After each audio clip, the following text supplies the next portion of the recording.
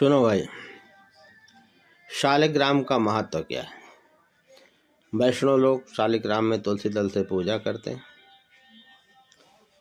ऋषि हरि का ही रूप माना गया है। कर्तव्यम सततम भक्त्या शालग्राम शिला अर्चनम शालग्राम शिलारूपी यत्र तिष्ठति केशव शालग्राम शिला स्पर्शतात कोटि जन्म अघनाशनम। कहते हैं पाप किम पुनर्जन्म तत्र हरिसान्निध्य कारकम। ये पद्म पुराण का श्लोक है। कहाँ का? पद्म पुराण का। क्या मतलब हुआ इसका? ये हमारा कर्तव्य है कि अनन्य भक्तिपूर्वक श्री शालग्राम जी का पूजा अर्चन करें, क्योंकि जहाँ श्री हरि स्वरूप श्री शालिग्राम जी विराजित हैं वहाँ भगवान श्री केशव भी स्वयं विराजमान रहते हैं। ये मानना चाहिए। शालिग्राम में जो पत्थर के होते हैं इसमें भगवान श्री हरि केशव विराजमान हैं। ये पद्म पुराण में लिखा हुआ है। श्री शालिग्राम जी के स्पर्श मात्र से ही कोटि करोड़ों जन्म में अर्जित पाप समूह नष्ट होते हैं। पूजा अर्चन की तो बात ही क्या है। पूजा अर्चन तो श्री हरि के सानिध्य को प्राप्त कराता है।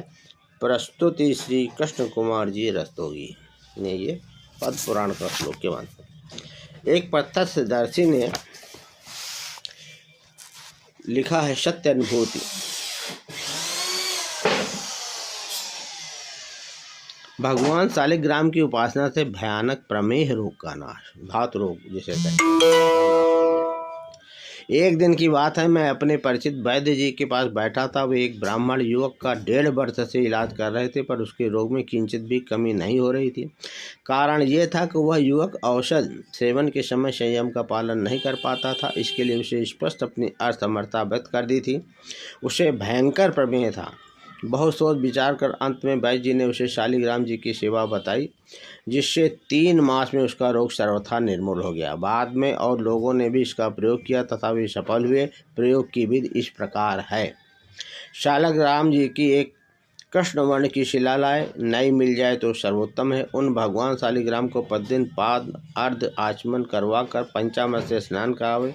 पंचामृत से शुद्ध गोदुग्ध 2 छटाक, दही 1 छटाक, शुद्ध शहद 1 तोला, गोघृत 3 मासे और शुद्ध देशी शक्कर का बोरा 1 तोला हो।